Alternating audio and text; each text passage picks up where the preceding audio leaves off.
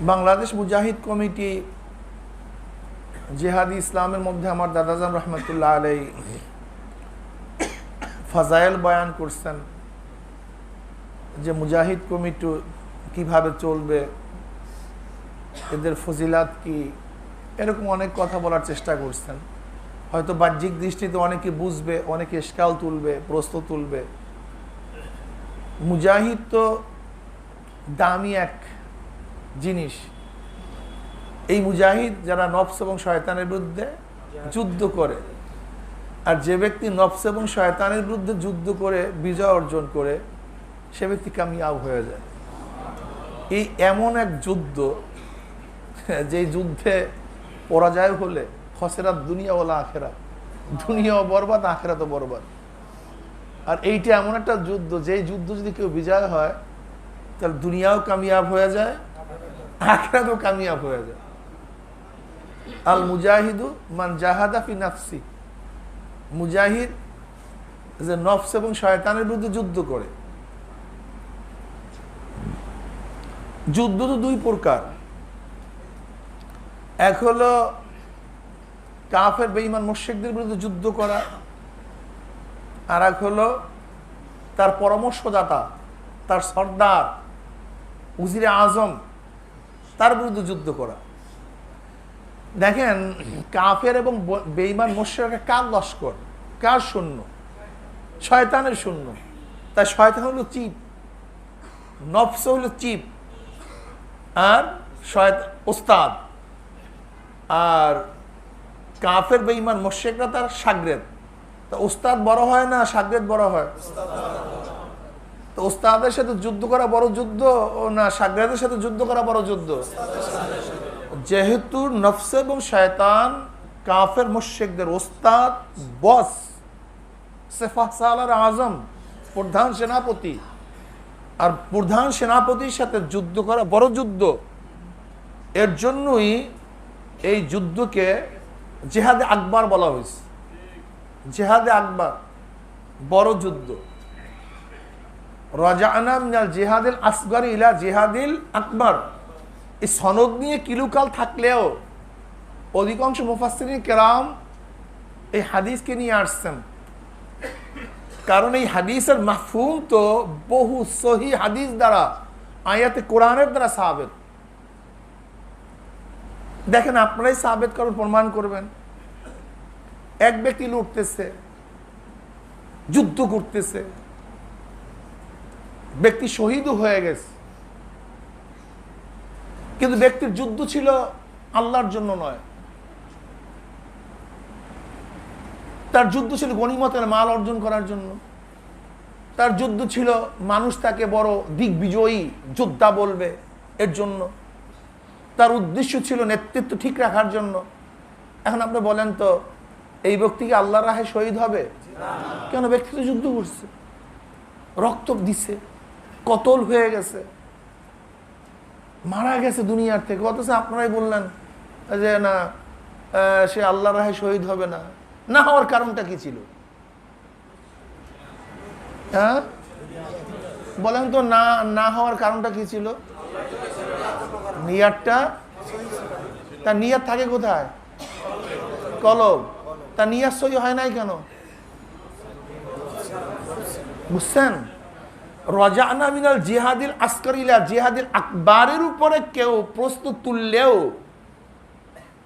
আপনারা সবাই একমত হবেন, যদি কেউ আল্লাহর রাহে যুদ্ধ না করে, আল্লাহর রাহে যুদ্ধ না করে, মান কাতালা লিতাকুনা মাগনামান, যে ব্যক্তি গনিমতের মালের জন্য যুদ্ধ করবে, সুজাআতান, বিরক্তর জন্য যুদ্ধ করবে, যে ব্যক্তি নিজের প্রচার প্রসারের জন্য লিজিক্ট, তার আলোচনা সরিয়ে পড়বে, আলোচিত হবে ব্যক্তি মারাত্মক যোদ্ধা, সে ব্যক্তি যুদ্ধের ময়দান থেকে সামান্য পরিমাণ ন্যাক নিয়েও ফিরতে পারবে না। অথচ করলো যুদ্ধ, রক্ত দিল, সব কিছু করলো, কিন্তু কলফকে ঠিক করতে পারেনি।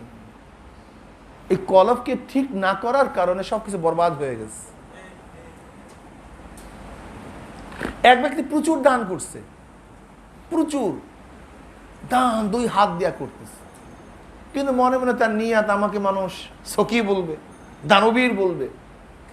এই যত দান করছে কোনো ন্যাক হবে না। কারণটা কি? দেখেন, দান ঠিক আছে, অর্থ সম্পদ খরচ ঠিক আছে, নিয়াতটা ঠিক করতে পারেনি এর জন্য। অথচ এক ব্যক্তি কোনো মালই নাই, কোনো মাল নাই, কিন্তু ব্যক্তি চিন্তা করছে, হ্যাঁ আল্লাহ যদি আমাকে এই পরিমাণের মাল দিত আমি সব আল্লাহর রাস্তায় বিলাই দিতাম, কিন্তু কোনো মালই নেই, কিচ্ছু খরচ করে নেই।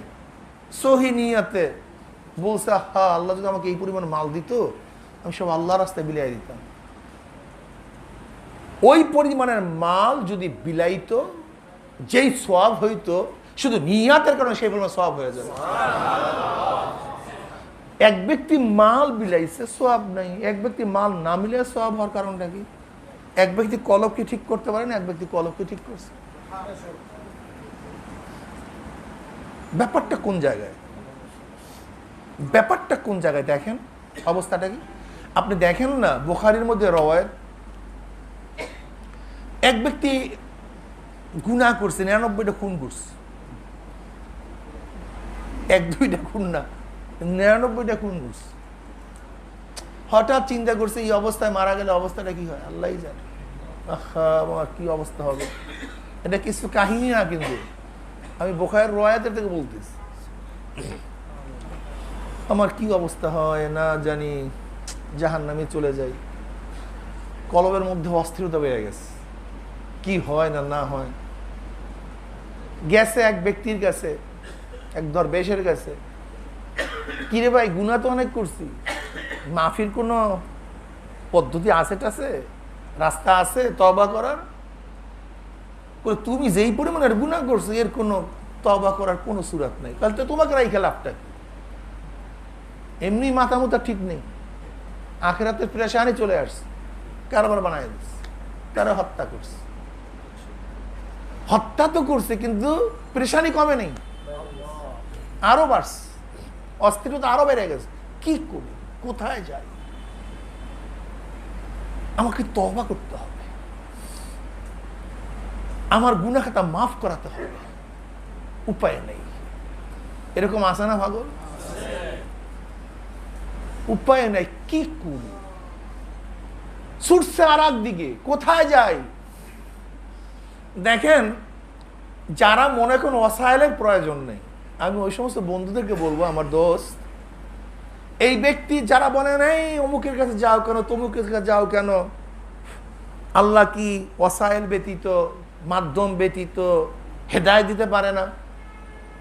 সহজ প্রশ্ন, আপনি কি বলবেন? পারে না আল্লাহ? তো ওই ব্যক্তিকে আল্লাহ পাক ডাইরেক্ট হেদায়েত দিতে পারতেন না? তো ওই ব্যক্তি একজনের কাছে দৌড়ায় কেন? হাদিসের মধ্যে এরকম আসছে কেন? হাদিসের মধ্যে তো আসা উচিত ছিল ব্যক্তি সেজদায় পড়ে আল্লাহর কাছে কাঁদতেছে, ব্যক্তি আল্লাহর কাছে তওবা করছে, আল্লাহ মাফ করে দিছে, এইভাবে তো ভাষ্য হওয়া উচিত ছিল। কিন্তু নবী এইভাবে বলতেছেন কেন? অমুকের কাছে গিয়া বলছে ভাই আমার তওবার কোনো রাস্তা আছে কিনা, কোনো পথ পন্থী আছে কিনা। একজনে বলছে নাই, কারবার শেষ। আবার দৌড় আর একজন আলেমের কাছে। ভাই, যখন কলবের মধ্যে অস্থিরতা চলে আসে, যার মধ্যে যন্ত্রণা সৃষ্টি হয়, সেই জানে এই যন্ত্রণার ব্যথাটা কি। এই যন্ত্রণার ব্যথাটা কি অন্য কেউ বুঝবেও না, বুঝানো সম্ভব না। যখন এই ব্যথা পয়দা হয়, যেরকম মানুষের ব্যথা শুরু হলে এ কোন র্যাঙ্কের অফিসার, এ মন্ত্রী নেই এমপি, আমি কি মাটিতে গড়াগড়ি করি, নাকি আমার মানিজ্জাত আছে কি নেই, হুঁশ থাকে না? কি কথা ঠিক না? যেরকম পেটের ব্যথা হলে মানুষের হুঁশ থাকে না, গড়াগড়ি করে। কলবের যন্ত্রণা হলে মানুষের হুঁশ থাকে না, মানুষ গড়াগড়ি করে। এটা স্বাভাবিক, হতেই পারে। ভাই, কোন জায়গায় কি চিকিৎসা আছে? জিজ্ঞাসা করতেছে একজনের কাছে, আমার কি তওবা হবে কি হবে না জানার জন্য কোনো ব্যক্তি কি আছে? একজনে বলছে অমুক গ্রামে একজন আলেম আছে, তুমি তার কাছে যেতে পারো, হয়তো তুমি ভালো একটা পরামর্শ পাবা, তুমি তার কাছে যাও। পাগল দাও, আমাকে চিকিৎসা নিতে হবে, তওবা করতে হবে, আল্লাহর কাছে মাপ পাইতে হবে, কইরে দৌ। আল্লাহর কি করিসমা, ব্যক্তি তো তওবা করার জন্য রওনা করছে, অথচ আজরাইল পথের মধ্যে হাজির। আজরাইল পথের মধ্যে কি যাওয়ার সময় নেই, আমি আসছি তোমাকে উঠায় নেওয়ার জন্য। কত পেরেশানিটা কি, এত হত্যার অভিযোগ তার উপরে দায়ের হয়ে আছে, এত নামাজ কাজার অভিযোগ তার উপরে দায়ের হয়ে আছে, এত রোজা ছাড়ার অভিযোগ তার উপরে দায়ের হয়ে আছে, কোনোদিন জিকির আজকার করে নাই, ইবাদতের কাছেও যায় নাই, আল্লাহর কাছে মগ্ন হয় নাই, জীবনভর দুনিয়া করতে করতে জীবনটাকে শেষ করে ফেলছে। এত গুলি অপরাধ নিয়ে জজের কাছে দাঁড়াবে কিভাবে? অনেক অপরাধ না, কি করি? অথচ সামনে যাওয়ার জায়গা নেই। এমন বলেন তো প্রেশানিটা কি? এ তো মনে হয় আজরাইলকে দেখি কারবার শেষ হয়ে গেছে, তওবা করতে পারে নাই, উকিল ধরতেও পারে নাই, দুনিয়ার থেকে বিদায় হয়ে গেছে। ফেরেশতা হাজির, জাহান্নামের ফেরেশতা, ওইদিকে জান্নাতের ফেরেশতারা হাজির হয়ে গেছে। দুই ফেরেশতা হাজির, কেউ আসছে জাহান্নামে রূহ নিয়ে যাবে, কেউ আসছে জান্নাতের দিকে রূহ নিয়ে যাবে। উভয়ের মধ্যে ঝগড়া শুরু। জাহান্নামের ফেরেশতারা বলতেছে, ভাই এই ব্যক্তি তওবাই করে নাই, দেখো কোনো তওবা আছে কিনা, দেখো কোনো নেক আছে কিনা, দেখো এর মধ্যে কোনো ভালো আমল আছে না, কিচ্ছু নাই মিয়া। তুমি জান্নাতের ফেরেশতারা কিসের জন্য তো রূহ নিবা? কোনো যুক্তি আছে? তাহলে রওনা তো করছিল, করতে তো পারে না, তওবা করতে পারে নাই, রওনা ঠিকই করছিল। বলে ভাই আল্লাহ তো রহমান, আমার মাওলা তো রহিম, বন্দাকে চায় কোন রকমের ডাইনে ফালাইয়া দিতে। যেহেতু রওনা করছে তওবা করার জন্য, দে না ভাই, রুহুটা নিয়ে যায়। কোনো আইন নেই, দেয়া যাবে না। বলে ভাই ঝগড়া করি আর লাভ নাই, চলো আল্লাহর কাছে ফয়সালা আনার জন্য যাই। আল্লাহ পাক কি ফয়সালা দিয়ে দিবেন? আল্লাহ পাক উত্তম ফয়সালা দিয়ে দিবেন। দুনো ফেরেশতা গেছে। আল্লাহ পাক কি ডাইরেক্ট বললে কেউ কি আল্লাহ পাকের উপরে অভিযোগ তুলতে পারতো? আল্লাহ তুমি ডাইরেক্ট বললা কেন যে জান্নাতে নিয়ে যাবো, জাহান্নামে নিয়ে যাবো? এরকম প্রশ্ন করার ক্ষমতা কার? হ্যাঁ, আল্লাহ পাকের কাজই হলো একটু বাহানা করা। কি করা ভাই? একটু বাহানা করা, ব্যাস। ডাইরেক্ট হুকুম দিলেন না, কি বললেন? যা জমি মাপ দে, জমি মাপ দে। যদি তার মৃত্যুর স্থান থেকে আলেমের বাড়ি নিকটে হয়, তাহলে তওবা নিকটে চলে গেছে। তওবা করে নাই, তওবার দিকে গেছে, নিকটে হয়েছে। আর যদি তার মরদেহ আলেমের বাড়ির থেকে দূরে হয়, নিজের বাড়ি কাছে হয়, তওবার দিকে অগ্রসর হয় নাই বেশি, এখনো তওবার থেকে দূরে আছে।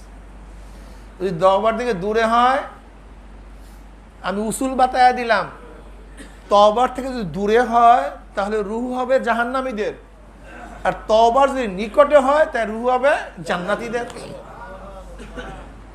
আল্লাহ পাক সব সময় এমন ভাবে বিচার করেন যে কেউ প্রশ্ন তুলতে না পারে। যদি আল্লাহ পাক ডাইরেক্ট ফয়সালা দিতেন তাহলে প্রশ্ন তোলা হইতো, এ ব্যক্তি তওবা করে নেই, কিচ্ছু করে নেই, কেন, কি কারণে? আল্লাহ পাক ইল্লাত বাতায়া দিয়েছে, যা মাপ দে। আমার দয়া নবী বলতেছেন, আসলে ফিলহাল ওয়াকি এইভাবে ছিল যে ওই ব্যক্তির মরদেহ নিজের বাড়ির কাছে ছিল, আলেমের বাড়ির থেকে দূরে ছিল। আল্লাহ পাক জমিনকে হুকুম করলেন, জমিন এবার রহমানের রহমতের মধ্যে জোশ মারছে, গফফারের গফফারিয়তের মধ্যে জোশ মারছে, জোশ শুরু হয়ে গেছে, রহমানের রহমানিয়তের মধ্যে জোশ শুরু হয়ে গেছে। আহা, এ তো বিশাল এক বাহানা, বিশাল এক বাহানা।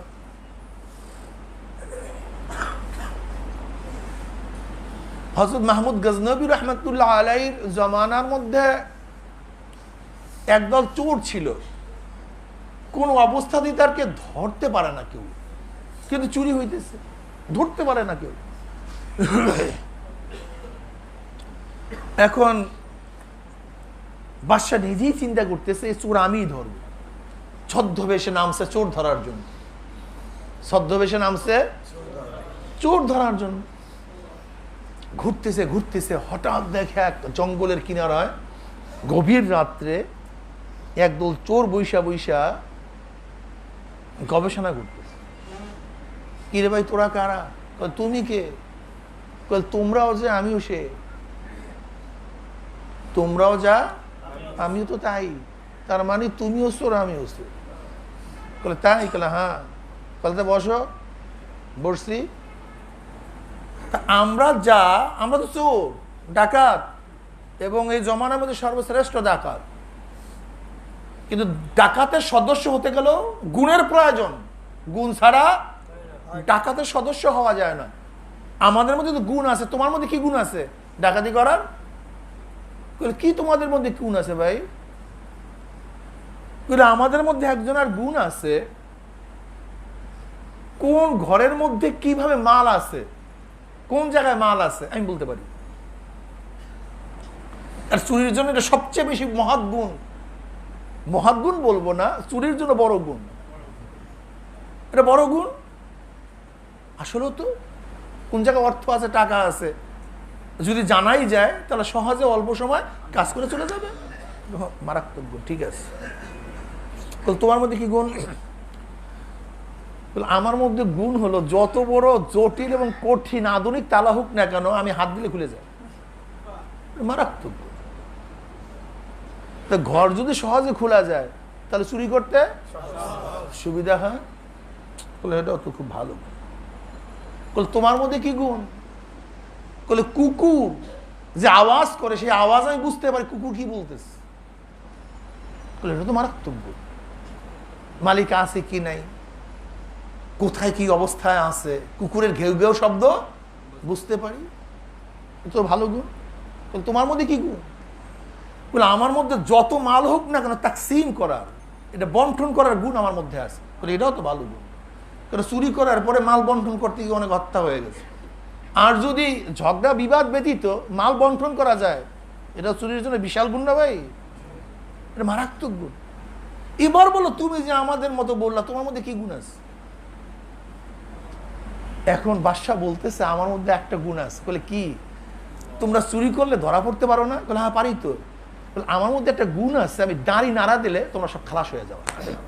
এটা তো সবচেয়ে মারাত্মক, এইটা তো চুরির জন্য সবচেয়ে ভালো গুণ, এর চেয়ে বড় গুণ আর থাকতে পারে না, ধরতেই পারি। এবার কি? এবার যেহেতু দাঁড়ি নাড়া দিলে খালাস হয়ে যাব, কিন্তু আজকে ছোট বাড়িতে চুরি করবো না, আজকে বাসার বাড়িতে চুরি করবো। চলো চলো, ঠিক আছে। এবার যখনই ঢুকতে গেছে অমনি কুকুর ঘেউ ঘেউ আওয়াজ করতেছে, তোদের সাথে তো মালিক বাদশা নিজে আছে। ও আর একজনের গুণ আছে, আর একজনের গুণ আছে, সেটা তো বলি নেই। আর একজনের গুণ আছে, সে অন্ধকারে যাকে দেখে আলোতেও তাকে দেখতে পারে, মানে অন্ধকার যতই অন্ধকার হোক না কেন তাকে চিনে সে, এই গুণ তার মধ্যে আছে। এবার চলো ডাকাতি করতে যাই।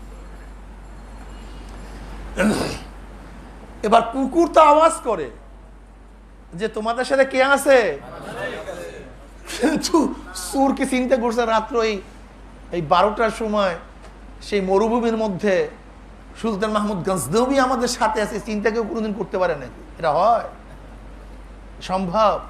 ভ্রুক্ষেপ নেই, কিন্তু আওয়াজ তো দিচ্ছে বারবার, আওয়াজ বারবার দিচ্ছে।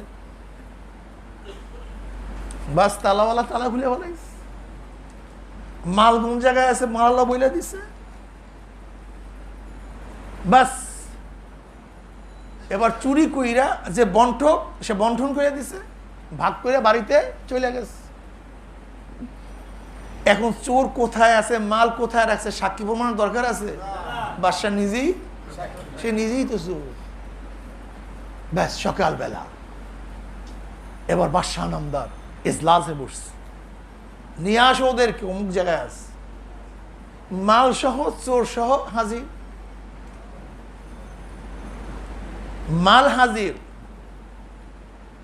চোর হাজির। এবং যে ব্যক্তি অন্ধকারে দিনেও তাকে চিনতে পারে, দেখলে অন্ধকারে দেখলে দিনেও চিনতে পারে, ওই ব্যক্তি চিনে ফেলাইছে, উনি তো রাত্রে আমাদের সাথে ছিল। এ বাদশা আমাদের সাথে রাত্রে ছিল। এখন অবস্থাটা কি বলেন তো? সাক্ষী প্রমাণের দরকার নেই, কিচ্ছুর দরকার নেই, খোদ নিজে বাদশা চোরের সাথে ছিল, সে নিজেই সাক্ষী, নিজেই ধরছে আসামি। এবার বলেন মুক্তির কোন উপায় আছে? চেহারা লাল হয়ে গেছে, জীবন চলে যাবে, ফাঁসির রশি দেখতেছে, বাচ্চাদের কথা মনে পড়ছে, ছোট বাচ্চাদের কথা মনে পড়ছে, ওর অবস্থাটা কি হবে? নবজাত শিশুদের অবস্থা কে খাওয়াবে, কে দেখবে? আমার স্ত্রী কি অবস্থা হবে, আমার মার কি অবস্থা, আমার বাবার কি অবস্থা? গোটা দুনিয়া মনে হয় যেন অন্ধকার হয়ে যাইতেছে, কিছুক্ষণ পর দুনিয়ার থেকে বিদায় হয়ে যাবে।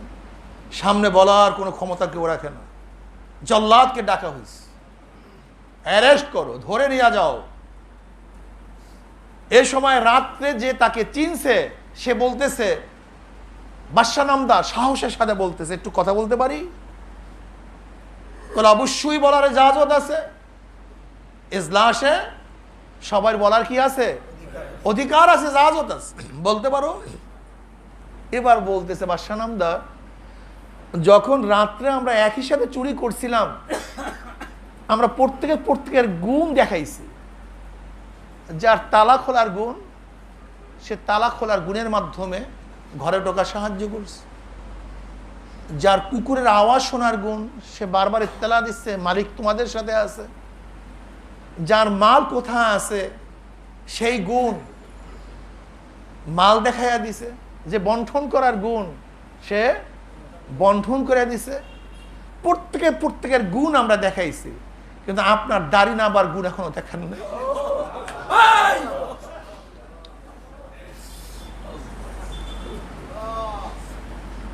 এবার দাড়িতে নাড়া দেন।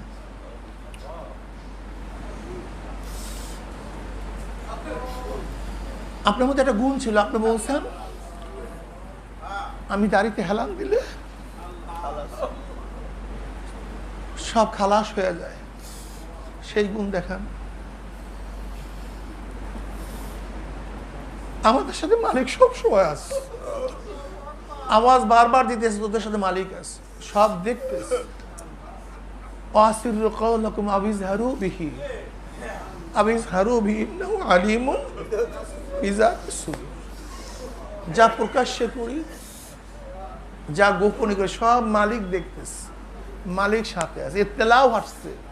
এ খবরদার, অহুয়া মাকুম আইনামা কুনতুম ফাইনামা তুওয়াল্লু ফাসাম্মা ওয়াজহুল্লাহ। যেখানে তোরা দুইজন সেখানে আমি একজন, তিনজন, তোরা চারজন আমি পাঁচজন। উপায় আছে কি? উপায় নেই। আমাদের যার যার গুণ সব প্রকাশ করছে। আমাদের গুণের দ্বারা হাতের মধ্যে হ্যান্ডকাপ লাগিয়ে গেছে, আমাদের গুণের দ্বারা পার মধ্যে বেড়ি লেগে গেছে, আমাদের গুণের দ্বারা আসামির এজলাসে দাঁড়ায় গেছে। কিন্তু যেই মালিক আমাদের সব কিছু রক্ষণাবেক্ষণ করেন, ওই মালিকের একটা গুণ আছে, যদি বলে খালাস, সব খালাস হয়ে যায়। ওই গুণটা এখনো দেখায় না।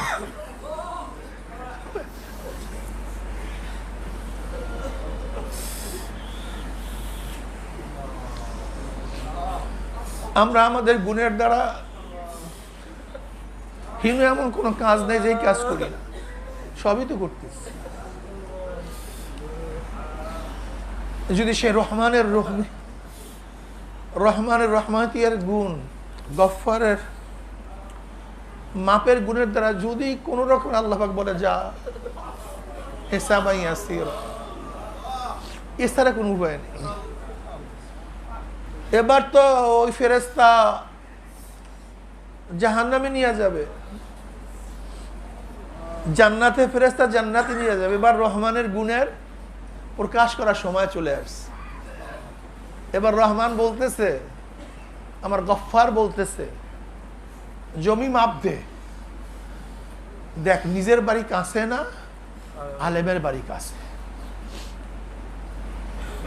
নবী আলাইহিস সালাতু ওয়াস সালাম বললেন ফিলহাল ওয়াকি এইভাবে ছিল, তার নিজের বাড়ি কাছে ছিল, আলেমের বাড়ি দূরে ছিল। আল্লাহ পাক জমিনকে হুকুম করলেন, জমিন ও নিজের বাড়ির দিকে লম্বা হয়ে যায়, আলেমের বাড়ির দিকে খাটো হয়ে যায়। আলেমের বাড়ির দিকে খাটো হয়ে যায়। যখন জমিন মাপ দেওয়া হইল, দেখে আলেমের বাড়ি নিকটে, তার নিজের বাড়ি দূরে। আল্লাহ পাকের ফয়সালা অনুযায়ী তার রুহু কোথায় চলে গেছে? জান্নাতে চলে গেছে। লা তাকনাতু মিন রাহমাতিল্লাহ, যা কিছু করো কিন্তু রহমত থেকে গাফেল হইও না, নৈরাশ হব না। সব সময় মাওলার রহমানের গুণের দ্বারা আমার মাওলাকে ডাকতে থাকে। এত দয়ার মাওলা, এত মেহেরবান মাওলা, এত মেহেরবান, এত দয়াবান। ডাকি দে রহমান, বিসমিল্লাহির রহমানির রহিম, রহমান রহিম। সব সময় মাওলার দিকে ঝুঁকিয়া থাকা, মাওলার দিকে ঝুঁকিয়া থাকা, সব সময় তওবা করা আর নফসের বিরুদ্ধে যুদ্ধ করা। নফস তো মারাত্মক এক শয়তান, নফস মারাত্মক এক আজীব চিজ। আল্লামা আলী, হযরত আলী রাদিয়াল্লাহু ফরমান, আমার মধ্যে, আমার নফসের মধ্যে অবস্থা হলো রাখালের সাথে ভেড়ার পালের সম্পর্ক যেরকম, আমার সাথে আমার নফসের এইভাবে সম্পর্ক। বলতে আমার কি? রাখাল অনেক কষ্ট করে ভেড়ার পাল, ছাগলের পাল গুছাইয়া ফেলায়। এত কষ্ট করে গুছাবার পর একটু পরে আবার সব এলোমেলো হয়ে যায়। আমার সাথে আমার নফসের সম্পর্ক এইভাবে। অনেক মুজাহিদা করার পরে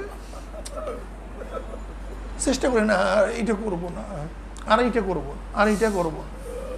অনেক সাধনা করার পরে যখন একটু গুছে আসে আবার এলোমেলো হয়ে যায়, আবার সব নড়বড় হয়ে যায়। এই নিয়ত করছি এটা করবো, এই নিয়ত করছি এটা করবো, কিন্তু আবার ছাগলের ফালের মতো এলোমেলো হয়ে যায়। কি যে এক আজীব আল্লাহ পাকের আজীব ব্যাপার স্যাপার, বুঝাও মুসিবত। নফস স্রষ্টা আল্লাহ, নফসের চাহিদাও সৃষ্টি করছে আল্লাহ, হাইওয়ানিয়াতের স্বভাবও দিচ্ছেন আল্লাহ। কারণ আমাদের মধ্যে হাইওয়ানিয়াতের স্বভাব আছে, আবার রুহানিয়াত ফেরেশতাদেরও আখলাক আমাদের মধ্যে আছে। আমাদের মধ্যে ভালো মন্দ উভয় করতে মনে চায়, সব করতে মনে চায়।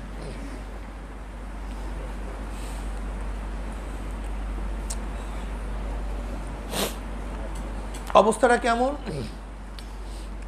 সব কিছু মনে চায়, সাধ্য নাই ফিরাবার, অথচ আল্লাহ পাক বলবে এইটা পারবি না, সেইটা পারবি না, সেইটা পারবি না, সেইটা পারবি না। খবরদার, এক জাররা পরিমাণ কিবের থাকলে এই অবস্থা, আত্মাকে পরিশুদ্ধ না করতে পারলে এই অবস্থা, এক জাররা পরিমাণ যদি তোর মধ্যে গুনাহ থাকে তাই এই অবস্থা। কি ওমান ইয়ামাল মিসকালা যাররাতিন যাররাতিন খায়রান ইয়ারা ওমান ইয়ামাল মিসকালা যাররাতিন শাররান ইয়ারা। কেমনে বাঁচবো বলেন তো? এটা সম্ভব? জাররা কাপড় নিগ্রাবার পরে ঝাড়া দিলে রেণু রেণু উইরা যায়, তার নাম জাররা। এই এক জাররা পরিমাণ যদি গুনাহ বেশি হয়ে যায়, তাহলে এক জাররা পরিমাণ যদি গুনাহ বেশি হয়ে যায়, জাহান্নামে কে বাঁচবে বলেন তো? বাঁচার সুরাতটা কি? এক ব্যক্তিকে যদি হাত পাও বান্ধিয়া, হাতও বাঁধছেন, পাও বাঁধছেন, পানির মধ্যে ফালাইয়া দিচ্ছেন, আবার বলতেছেন খবরদার কাপড় যেন না বেজে। খবরদার, এই তর্ক করতে পারবি না যে হুজুর হাত বাঁধছেন, পাও বাঁধছেন, পানির মধ্যে ফালাইয়া দিচ্ছেন, আবার বলছেন কাপড় যেন না বেজে। এই তর্ক বিতর্ক করা যাবে না, প্রশ্নও তোলা যাবে না। শুধু কি তোমাকে চেষ্টা করতে হবে, এই বাস এতটুকু। তোমাকে কি করতে হবে? চেষ্টা করতে। নফসও সৃষ্টি করছে আল্লাহ, দুনিয়ার চাহিদাও সৃষ্টি করছে আল্লাহ, কিন্তু এইটা করতে পারবি না, সেইটা করতে পারবি না, এইটা করলে এইটা, সেইটা করলে এইটা, কত কথা আল্লাহ বলিয়া দিচ্ছে। এখন বন্দার কাজ কি? আমার মধ্যে কোনো শক্তি নেই, আমার মধ্যে এই রাস্তায় চলার মতো কোনো শক্তি নাই, সাহস নাই, জানা নাই, চিনা নাই, পরিচিতি নাই। নবী আলাইহিস সালাতু ওয়াস সালাম সোজা একটা আগ দিছেন জমিনের মধ্যে, সোজা একটা আগ দিছেন। আগ দেওয়ার পরে এদিকে আগ দিচ্ছেন, এইদিকে আগ দিচ্ছেন, এইদিকে আগ দিচ্ছেন, এইদিকে আগ দিচ্ছেন। এবার বলতেছেন জানো এটা কেন দিছি? না, এটা সোজা রাস্তা, জান্নাতের রাস্তা, আর ডাইনে বামে সব হলো জাহান্নামের রাস্তা। কি বলতেছেন? বলে যখনই জান্নাতের পথে চলতে যাবা, প্রত্যেক মোড়ে মোড়ে শয়তান, ভাঙ্গা, কাঁটা, ডাকাত, বদমাস, অজানা, অচেনা, অপরিচিত, দুর্গম এক রাস্তা পাড়ি দিয়ে তারপর জান্নাতে যেতে। কিন্তু উপায় নেই, জান্নাত জাহান্নাম ছাড়া আর কোনো উপায়ও নেই। হয়তো জান্নাত অথবা কি, অথচ পথের অবস্থায় যাবো কিভাবে, চলবো কিভাবে, যাওয়ার পন্থটা পন্থাটা কি? শয়তান ডাকতেছে এদিকে আয়, শয়তান ডাকতেছে এইদিকে আয়, নফস ডাকতেছে এদিকে আয়, যাবো কিভাবে জান্নাত? কি কঠিন। এখন কি করি? আব্বাজান দাদাজান যে কথা বলছেন, এখন কাজটা কি, করবোটা কি? এবার বাচ্চা হয়ে যাও, বুদ্ধি ছাড়ো, জ্ঞান ছাড়ো। বুদ্ধি আছে তো কারবার শেষ। এখানে বুদ্ধি দিয়ে এই রাস্তা পাড়ি দেওয়ার কোনো সম্ভাবনা নেই। তোমার সেই যোগ্যতা নাই। এই ছোট সাঁকু তোমার নিজের ইচ্ছায় পাড়ি দিয়ে উপরে যাবা, এখনো সেই যোগ্যতা তোমার শুধু একটাই পন্থা, দ্বিতীয় কোনো পন্থা পদ্ধতি নাই। তুমি বাচ্চা মানুষ, তোমার মধ্যে যোগ্যতা সৃষ্টি হয় নাই। এখন তুমি দেখো কোন রকমের যে পার দিয়া যাওয়ার যোগ্যতা আছে তার কোলে চড়তে পারো কিনা। পিঁপড়ার কাবায় যাওয়ার মতো ক্ষমতা নাই। এই ব্যক্তি হাঁটা শুরু করলে কত বছরে কাবায় যাবে? কিন্তু মনে তো চায় কাবায় যাওয়ার জন্য, মনে চায়। যাবে কিভাবে? আশা তো অনেক, কিন্তু যাওয়ার তো যোগ্যতা নাই। এখানে শুধু একটাই পন্থা, যে কাবায় যায় তার সাথী হয়ে যাও। যে কবুতর কাবার দিকে রওনা করছে তার গায়ে উঠিয়া যাও।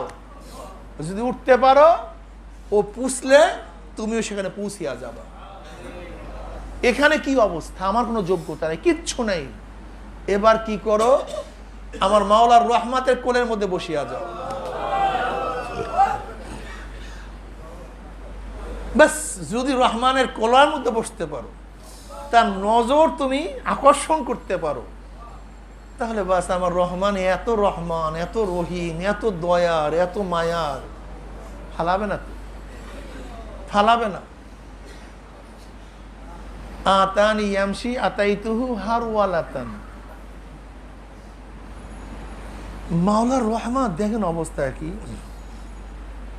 মান তাকাররাবা ইলাইয়া শিবরান তাকাররাবতু ইলাইহি যিরাআ ওয়া মান তাকাররাবা ইলাইয়া যিরাআন তাকাররাবতু ইলাইহি বা'আ ওয়া মান আতানি ইয়ামশি আতাইতু হারওয়ালাতান। সিয়াসাতটা সমস্ত হাদিসের মধ্যে, কিতাবের মধ্যে, কিতাব হাদিসের মধ্যেই হাদিস আসছে, হাদিসে কুরসি। আল্লাহ পাক রহমান কেমন, কেমন রহিম, কেমন গফফার। যদি আল্লাহর দিকে কেউ এক বিলাস অগ্রসর হয়, আমার মাওলার রহমত তার দিকে এক হাত অগ্রসর হয়ে যায়। কেউ যদি আল্লাহর দিকে এক হাত অগ্রসর হয়, আমার মাওলার রহমত তার দিকে 2 হাত অগ্রসর হয়ে যায়। কেউ যদি আল্লাহর দিকে হাঁটিয়ে হাঁটিয়ে রওনা করে, আমার মাওলার দয়া, আমার মাওলার মাগফিরাত, আমার মাওলার মেহেরবানি দৌড়ে গিয়ে তাকে কোলে টানিয়ে নেয়।